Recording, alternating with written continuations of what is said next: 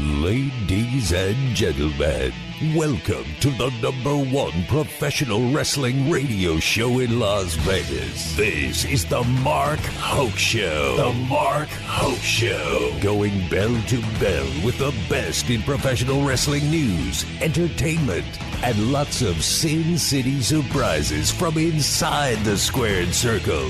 Now, let's get to all the exciting pro wrestling action and bring on the host. Here is Mark Hoke.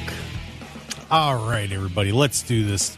The best of pro wrestling news and entertainment, hour number 2.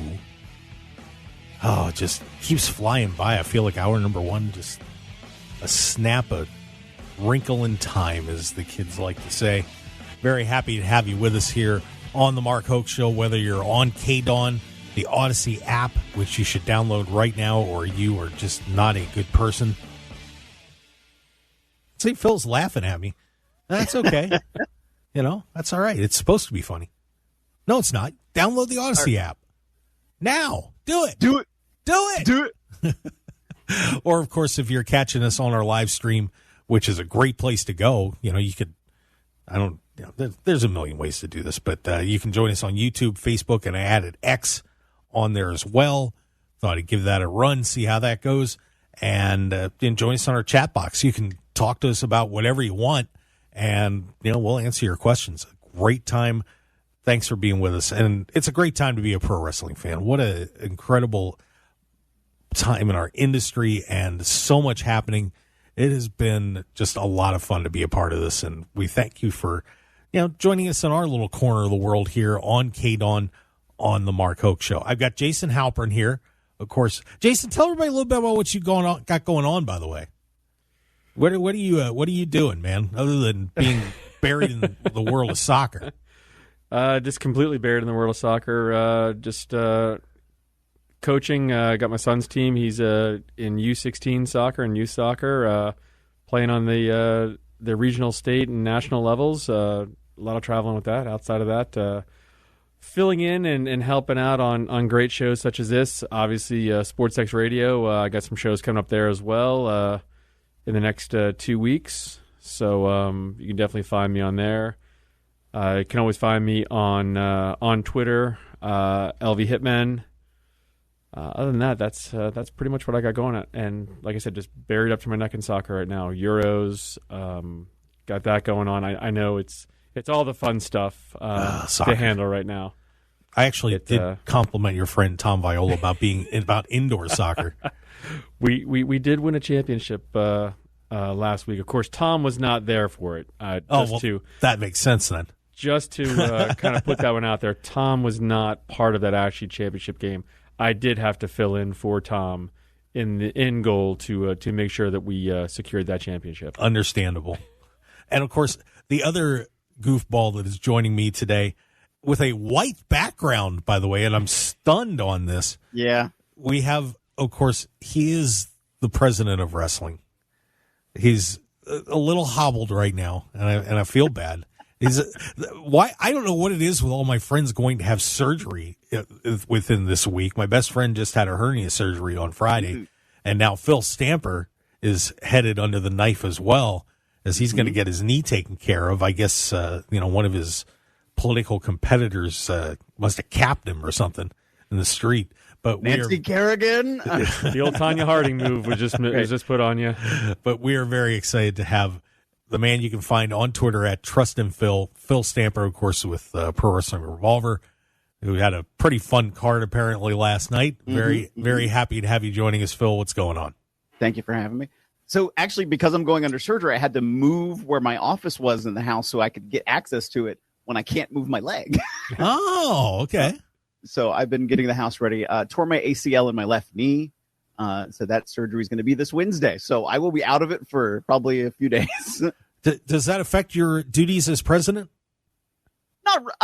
Yes, it does, but to an extent where I'm still able to manage it just with a couple days vacation.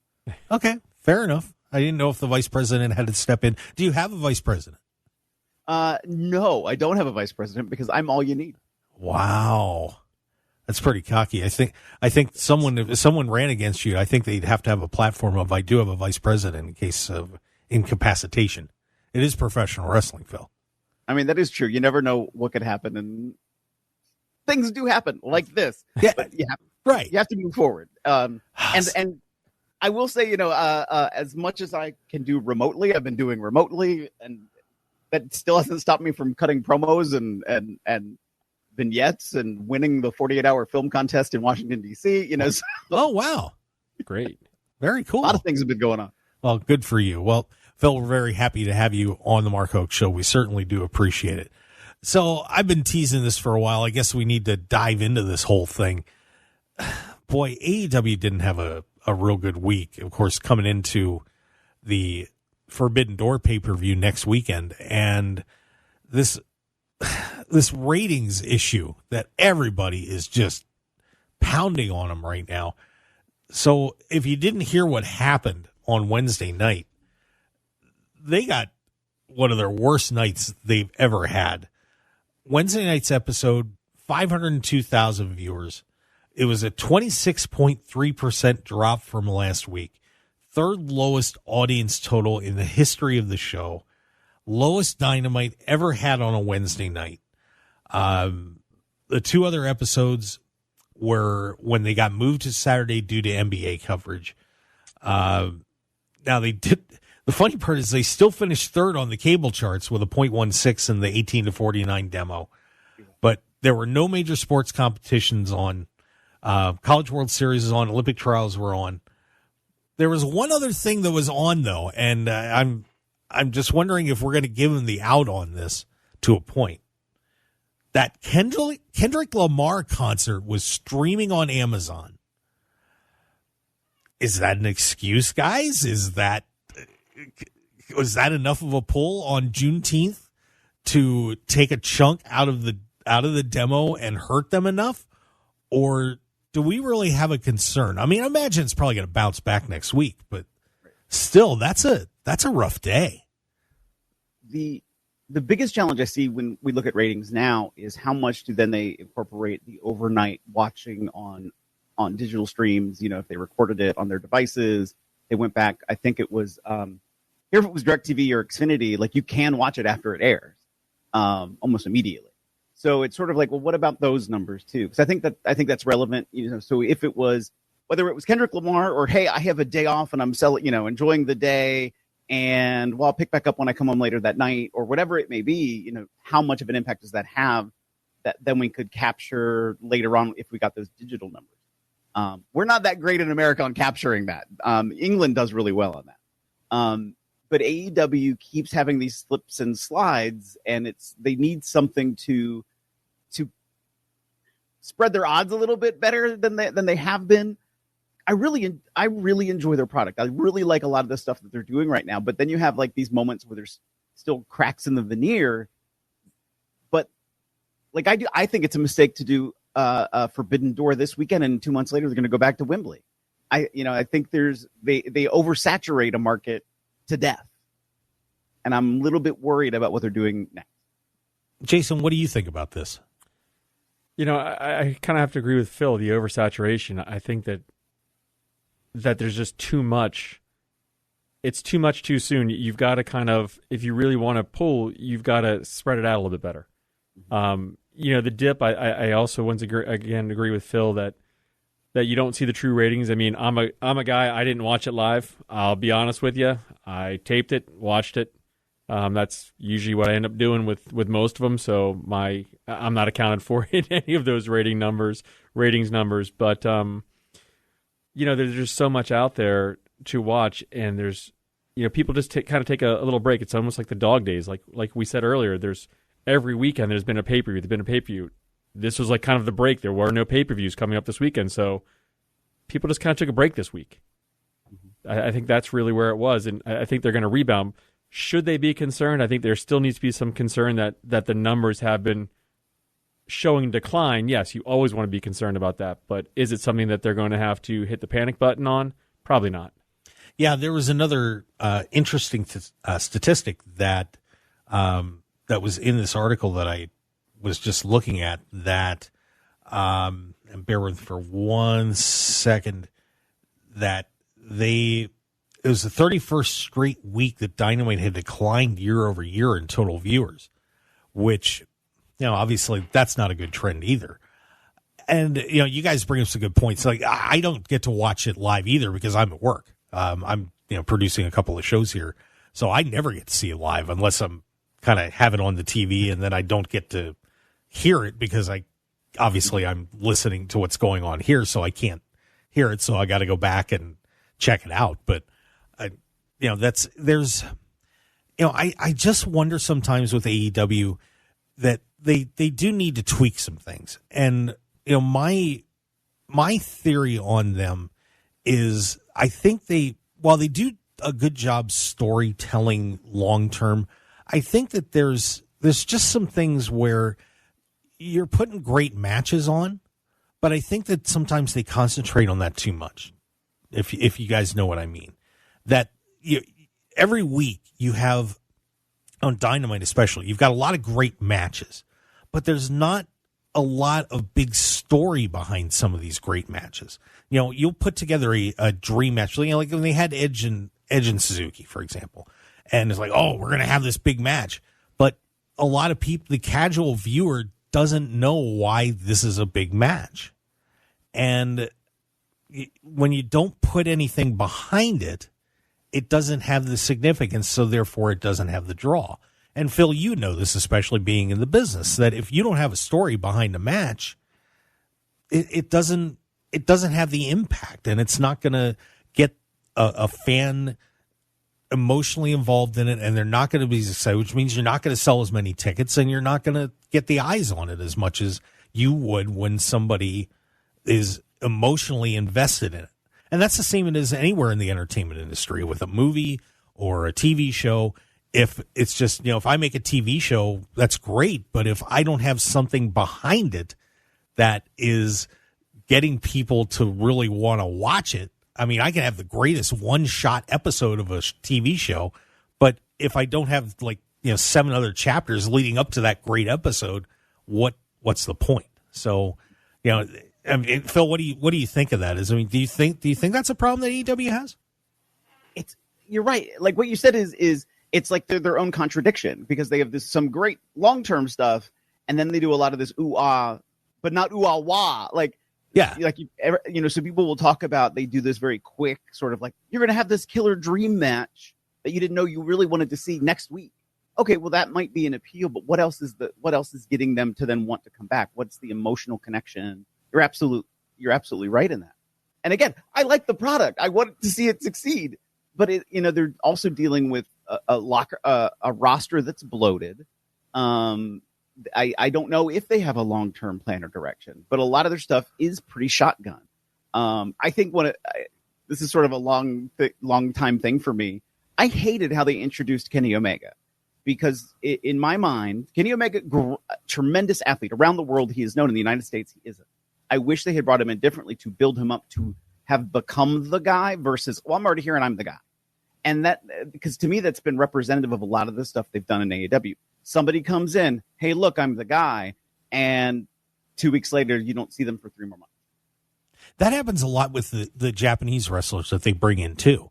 It's like when these guys are a big deal in Japan, and it's okay, Phil. Nobody saw that. Nobody saw that. Not on this end. But they'll bring a lot of these Japanese wrestlers in, and a smart fan knows who they are, right? Someone who follows it very deeply. But a casual fan, one you're trying to bring in, may not know who Okada is. They don't know some of these guys. And when they just show up, I mean, an AEW fan, who tends to follow that stuff pretty tightly, is going to go nuts when they show up. But the person who may just be tuning in for the first time, or is a more casual fan, is going to be like, who Raymaker? Who is this?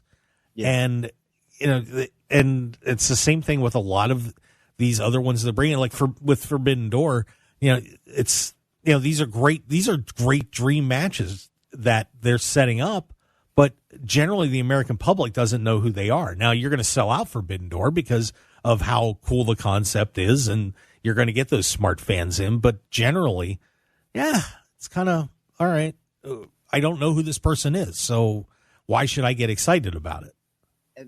And I'm sorry, Jason, go ahead. No, I was going to say, where I was going to go with it was, so then the problem there really isn't the matches. It, to me, is more creative.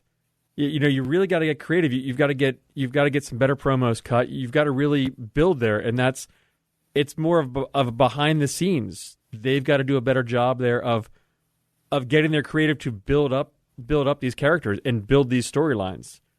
That's probably where it's hurting them the most. It's not the on-air product. It's the behind the scenes. And I'm going to tie it back into something we just talked about before. That's where a guy like Shane McMahon might be able to bring ideas in to help boost this. But I know they haven't talked, though. Yeah, it's very intriguing. Listen, I think their numbers are going to go back up, but there has been some dwindling there. And the other part that I had discussed about was that they're doing a lot of things that I think are hurting them in terms of family, being more family friendly. A lot of blood and a lot of some, just if you just look back at the Anarchy in the Arena match, where Jack Perry got lit on fire and Darby Allin was hanging upside down for 10 minutes. Jason, my daughter's 15, so right in the middle there. But Jason, how old are your kids? He's 15.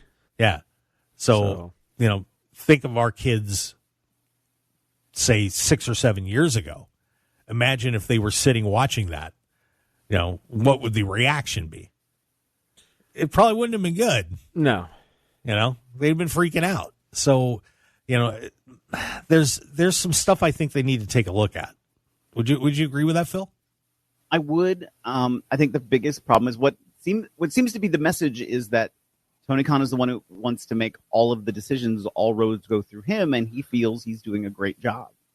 And so if the person who's paying for everything, controlling everything, running everything doesn't want to hear this, or maybe he'll hear it but not like take it in and change anything, then it's going to be going in the same direction until something else stops it. Isn't there a couple of cautionary tales out there by the names of Eric Bischoff? I don't want to tear Eric up too bad, but WCW and the Vince McMahon to teach you a little bit. Man, the playbooks are out there, Mm-hmm. They're out there. And my understanding behind the scenes is that there have been people who've confronted Tony at, this is weird. Why are we doing this? Do you not see that this seems to be the reaction? Hey, we should probably change. I know what I'm doing. Okay. Well, and I do think it, and it's an interesting conflict. I mean, we could probably talk about this topic all day long, but you do see him bringing in some new personnel to at least, which to me at least says to him he knows something's not right. Yeah. Right.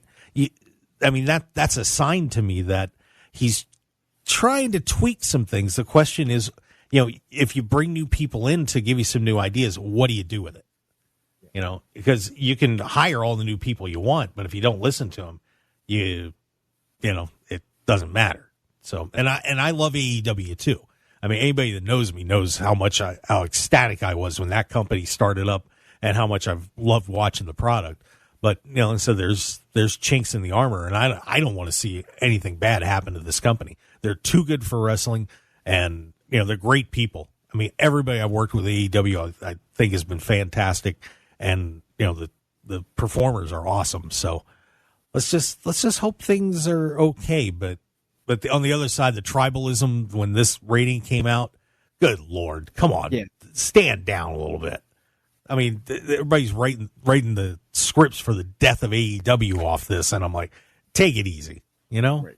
It's been nuts. Right. I mean, social media is only a part of the entire fan landscape, but you think it's all of it. And it's like, just keep in mind, like, it isn't, but there is some representation of some of it. So that tribalism is insane. It's intense. And I'm like, you really need to be like that. Like, okay, if you don't like AEW, then turn to the next product. If you don't like WWE, turn to the next product. Or if you like wrestling, then just enjoy wrestling. Right. Watch some Revolver. Absolutely. That'd be a good idea. Available on Fight TV or Triller TV. Yeah, there you go. All right, guys, let's take a break. And when we come back, we've got a whole lot more pro wrestling fun stuff for you with Phil Stamper and Jason Halperin sitting in with me today. These two guys are amazing. But you know what I want to talk about one guy who I don't know why they can't use him right. He's somebody I believe in. I'm sure these guys believe in him too, and I just don't get it. I don't get it. And there was another episode of this little TV show that aired. We're going to talk about that too. We'll be right back. 101.5 FM KDAWN. This is the Mark Hoke Show. The Mark Hoke Show. Here again, your host, Mark Hoke. All right, I'm sorry. I lost it there for a second. We're having a great time here on the Mark Hoke Show, the best in pro wrestling news and entertainment on KDAWN. Oh, yeah, I got to get everybody back on the live stream, too. There we are. Oh, my God. You having a moment there? I am having a moment. It's the PSAs. I can't do it. I got to sell more ads. We need to eradicate those. Anyone that would like to join the Mark Hoke Show family, I just inked a new deal with somebody, and got a few more in the works. But anyone that would like to join our team, especially WrestleMania coming to Las Vegas, and that would like to make all those PSAs go away, I mean, just buy a 30-second spot and say, "Hey, I'm awesome." I'll take it. I can set you up cheap. Like you can take out an ad that says Phil Stamper is the greatest president of wrestling ever, and then you don't have to listen to about Healthy Hank. Just drop me a line at markhokeshow@gmail.com. Buy my shirts, people. Listen to this guy. Shameless promo. Yep, that's okay. That's what we're supposed to do here. Oh, God. Mark Hoke Show on KDAWN 101.5 FM, the talk of Las Vegas, streaming on the Odyssey app, live streaming on X and Facebook and YouTube. Thanks for being with us. I believe in Jason Halperin. I believe in Phil Stamper. And I believe in Joe Hendry. Joe made his NXT debut, showed up for that 25-man number one contenders battle royal. The crowd goes nuts. The room is shaking. If you saw it, it literally was because the cameras were bouncing. Joe gets in there and is immediately thrown out by Frankie Kazarian. And at the Against All Odds pay-per-view, he not only gets beat up once, but twice. This guy is one of the hottest wrestlers on the planet right now. Why does everybody want him to lose? Why? What is everybody doing with Joe Hendry? I swear to God, if I was Joe, I would start the Joe Hendry Pro Wrestling Federation. He just might. You never know. Do it. And everybody could just sing Joe's songs. He could write the theme music. I will go buy a work 30-second commercial spot on the Mike Hoke Show. Right. I will go work for Joe Hendry right now. Phil, what's going on? I understand from the NXT perspective. I completely understand it, and they are continuing to do what they did when AEW first started, which is, we're not going to make a comparable of AEW WWE. We're going to make them comparable to AEW to our student show NXT. And they're kind of doing the same with Impact. We're going to bring back a guy we used to have one time before who's now over on TNA, right back on NXT. So I see that comparable. And then, of course, they're not going to put him over. And in that same respect, though, look what they've done with Jordan Grace and the wonderful response that Jordan has gotten. But they've given her time to do that. With Joe Hendry, I totally get. They're not going to shotgun him in and make him number one contender. That would get a lot of talk and buzz. But hey, they got a lot of buzz just by him being. Got a lot of eyes and attention. Oh, what is this about? I don't know. Why they're doing it though on Impact or excuse me on TNA, that I don't know. I'm like, give him a little something. Look what he's did for himself. Really, he generated all of that. Yes, he had support friends that are at TNA, but he really generated all that attention from his song by himself. Yep. He knows what he's doing. I just don't. Jason, what are your thoughts on what's going on with Joe Hendry? I mean, are they purposely wanting him to lose wherever he goes? Probably not, but I kind of have to agree with Phil here that you just gotta kind of give him some time, let him get his feet underneath him, and then he'll be fine. He's been there forever. He's been in TNA forever. Why is he not at least in a feud with Ali right now or something? I don't understand. I mean, this guy is so hot.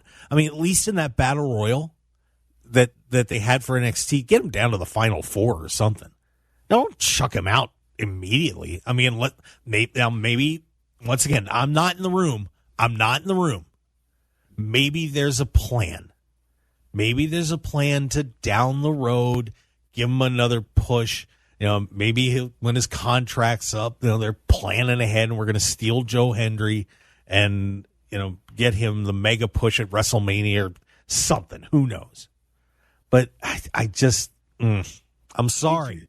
I think when you have the hottest guy out there in terms of indie wrestling and TNA and so on, the guy is promoting himself like crazy and everybody is singing that song.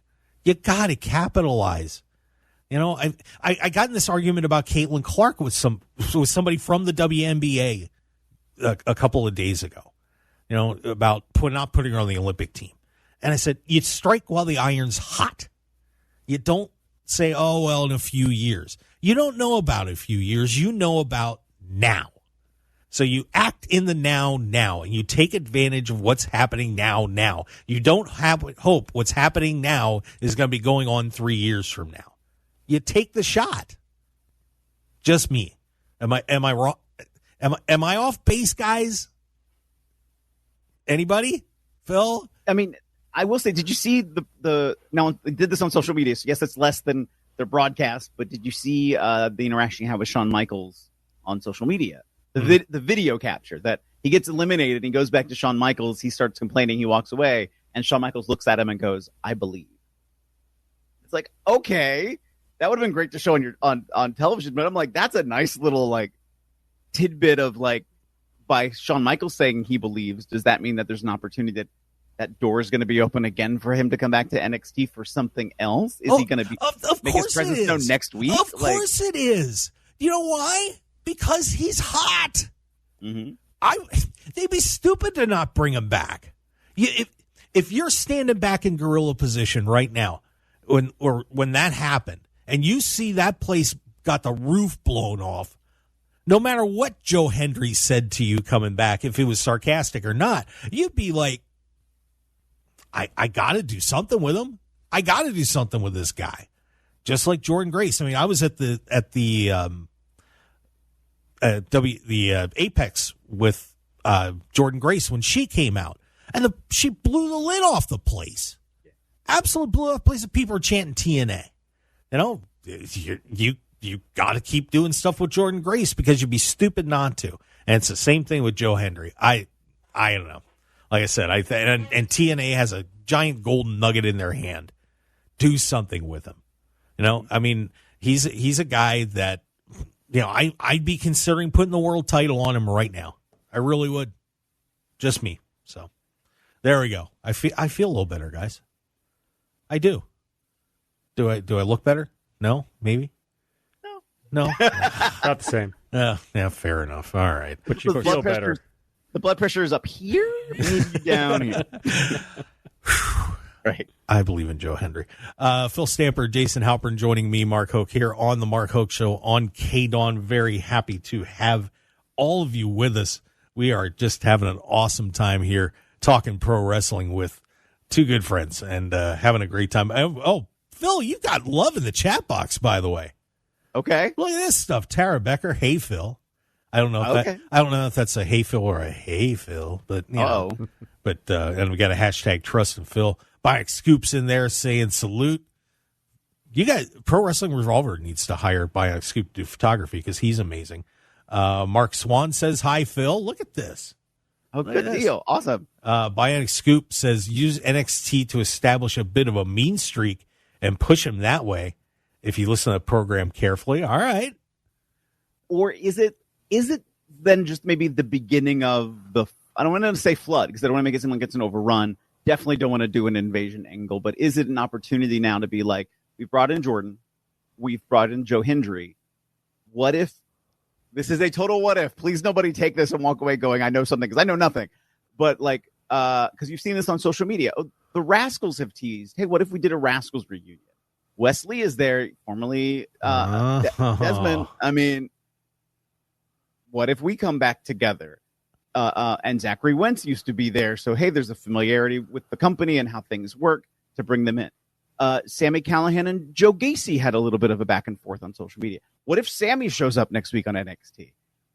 Like, would there be these little drops that they could do to tease more interest in doing it? I mean, and the thing is, WWE doesn't need to do this.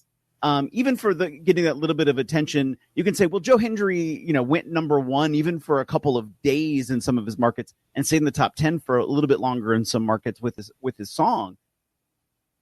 Is that all it was? Or is it that, no, we're going to try to capitalize on this whole connection of what is NXT going to do next? What are the surprises that NXT can do? So inside the wrestling community, there's this positive talk about the cool things they're doing to open up the door that Triple H says is non-existent.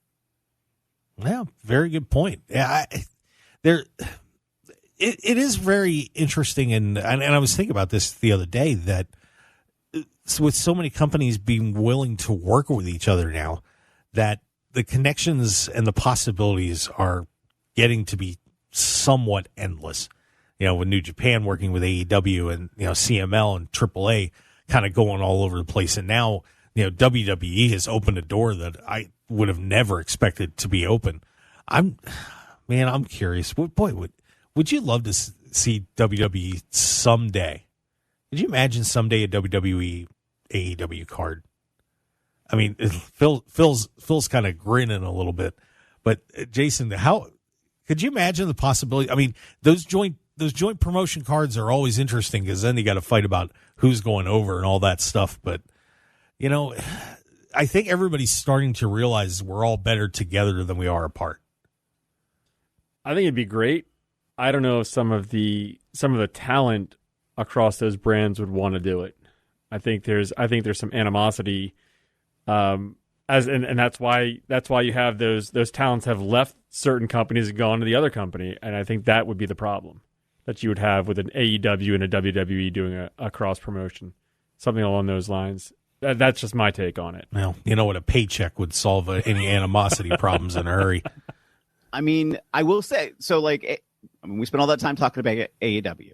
And I don't know if y'all remember the promo where a whole bunch of the former TNA folks got together and basically did their shaking their finger at TNA and how they felt they were done dirty. And now things have changed at TNA. And look, the Broken Hardys are back. Mm-hmm. So I'm like, things change too. So you're right, absolutely right. Where there might be certain people who block certain ways or feel like, hey, I can't be there because of this association. Certain associations have changed now, and look, now they're back. Yeah. It's such a fascinating time in pro wrestling. We all fantasy book and dream about things that could happen, but oh man, these kind of little tiny things just make you think big, and it gets pretty exciting. So yeah, and. Well, I tell you what, I'm actually at commercial break time, so why don't we do that? Let's get our break in, and when we come back, speaking of things that cause all sorts of animosity, WCW's Who Killed WCW episode 3 aired.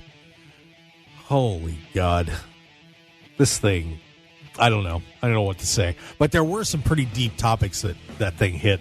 And I want to talk about that with Phil Stamper and Jason Halperin on the Mark Hoke Show. So we're going to hit that and a little bit about Forbidden Door when we come back too. So stick around, everybody. Got a whole lot more on the Mark Hoke Show on KDAWN. We'll be right back.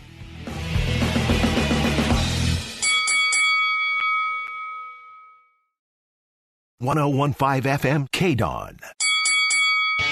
You're listening to the #1 professional wrestling radio show in Vegas, The Mark Hoke Show. The Mark Hoke Show. Now, here again is Mark Hoke. So look, everybody on the live stream. I can chair dance. Yeah, let's go. Get funky. Mark Hoke here. Well, it's my show, The Mark Hoke Show. Thanks for being with us. Jason Halperin sitting in with me. First time on the show. Happy to have Jason with me. And Phil Stamper. He's been here a few times. He can't get enough. He loves it here, man. Does this mean I'm a reoccurring character now? I guess. That's a good way to put it. I don't know. You're just a pal. There you go. I'll take it. Yeah. You got to get out here for WrestleMania. I'm going to get you to Vegas sometime, man. Man, we got it. I really should have come when I thought I might have had a chance. I told you. Now, actually, as I think about it, then I wouldn't have been able to because that's when I blew up my knee. So, see, but then maybe if you'd have come out, so you wouldn't have blown your knee out because I would have changed. That happened like the weekend before is when I blew up my knee. See, but I would have changed your life trajectory. And maybe whatever caused you to blow your knee out wouldn't have happened because you'd maybe preparing to come to Las Vegas like you should have. And, it's a ripple, man. Fair. It's a ripple. Just trying to help. All right. Back to the pro wrestling here on KDAWN. Happy to have everybody with us. I did want to get a little bit of Forbidden Door stuff in. Guys, this card, once again, we're up to 10 matches. But what are you looking forward to on this one? I mean, this main event's got to be off the chain with Swerve Strickland and Will Ospreay. That's probably the big one, the TNT Championship, where we got the 6-man ladder match. Why does everybody gotta have a ladder match? But okay, it's all good. Why not? Yeah, why not? I hate ladders right now. Wonder why. Phil Stamper. That's what, Phil, if you and I ever get in a feud, I'm challenging you to do a ladder match immediately. I told Sammy when I come back, I'm going to have a match with the ladder. Oh, there you go. Because that's how it happened. So I'm just saying, forget anybody else. It's just me versus the ladder. Yeah. So, those are probably the two matches I'm really looking forward to. The Moxley Naito match should be pretty good too. But, should be a great day. I can't see any real holes in the card. What are you looking forward to on this one, Phil? What's got your eye? I mean, I'll be the first one you said, honestly, like Strickland and Ospreay, I'm looking for something amazing there. I just am. Just plain and simple. I think that's just going to be such fun to watch. And I just want to sort of sit back and just ooh-ah. Yeah. Yeah, it should be pretty amazing. Jason, what do you think of this one? I'm looking forward to it. The one I'm really looking forward to is the Moxie match. That's the one that really has more of my attention, I think. The ladder match, they're getting a little overdone at this point. I kind of have agreement with that one, but obviously see why they have it. The one thing about the ladder match is, Jack Perry's kind of the obvious one to win, but you know who I want to win that match? I want Mark Briscoe to win so bad. I know it's not the obvious choice, but it's about time Mark got a title in AEW like that. I mean, that would be amazing, but that's just me. I would enjoy that thoroughly. So, but in terms of once this is over, though, we're getting start working our way back to All In. Ratings problems, want to get things back on track. All In is over, guys. When the hand is raised in the last match and someone is holding the AEW World Championship, I hate to do the name thing, but just for fun, let's try it. Who is the person, if you have the book, that is holding the belt at the end? Jason. Who's got the world title? Who would you have it in their hands when this is done? I know, tough call. Maybe Phil has an answer too. Just chime in when you have an answer, guys. Yeah. Go ahead, Phil. Are you saying from everybody in AEW or just specifically? Who would you have holding the championship when it's all over? Does you go with Swerve and stay with it, or has somebody else got that title? I mean, right now I am partial to Swerve and what he's doing with it. Like right now, I really, really, really am. I am also a huge fan of Zack Sabre Jr. Ooh. I think it is beyond time that he had the New Japan title. But I love the role they've done with him.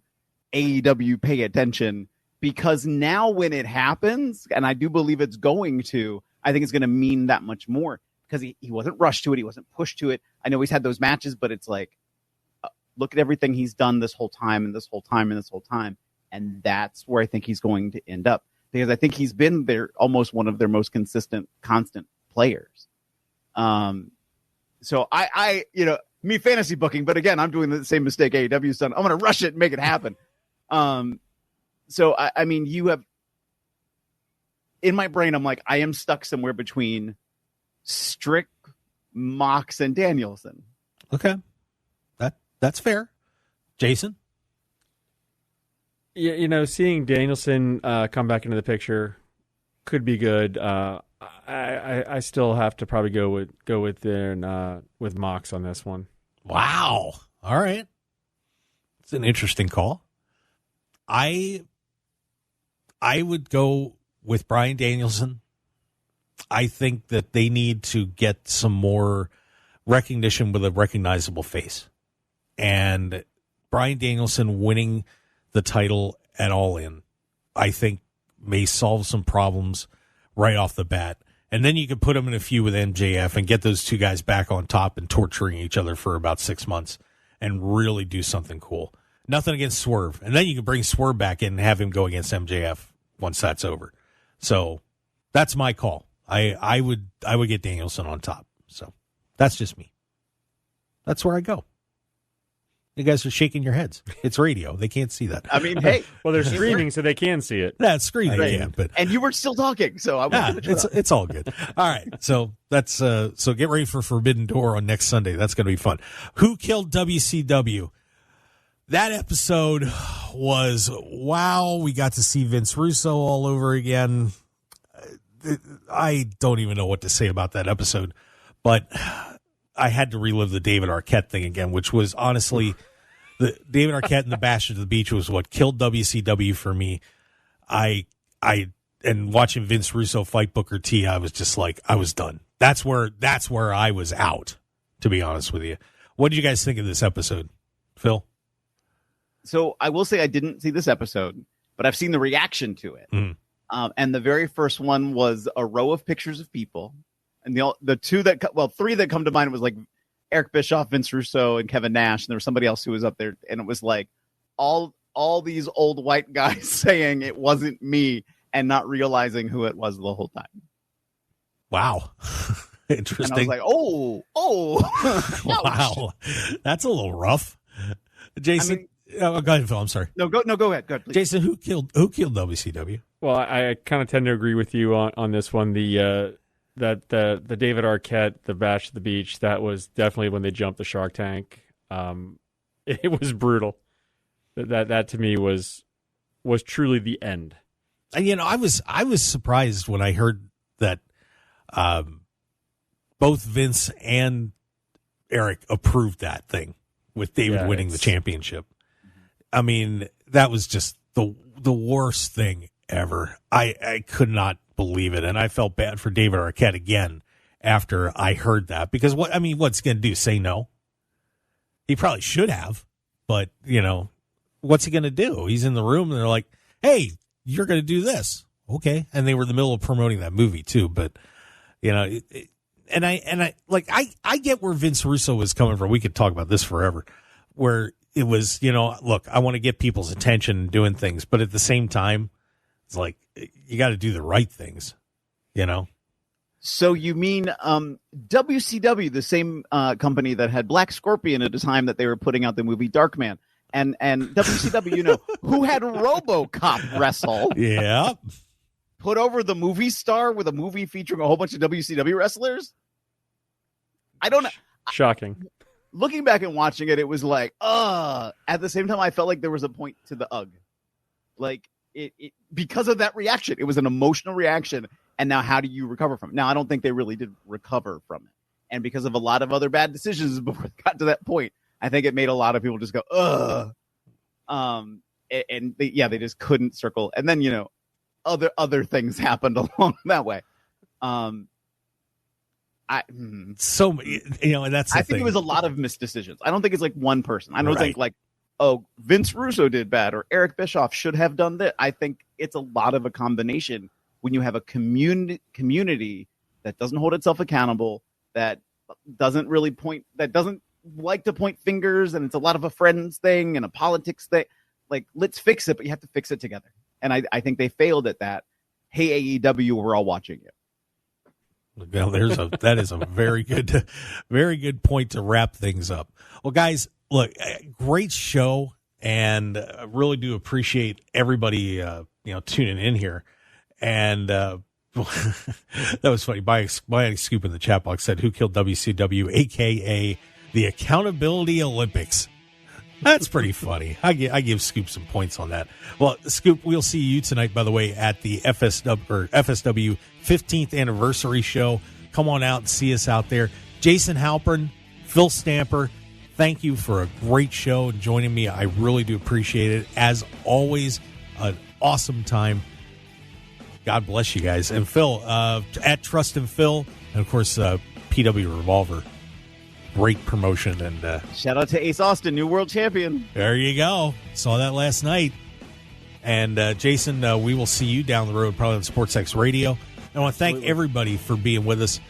We will see you next week on the Mark Hoke Show. You can follow us, just Mark Hoke Show, wherever you want to look.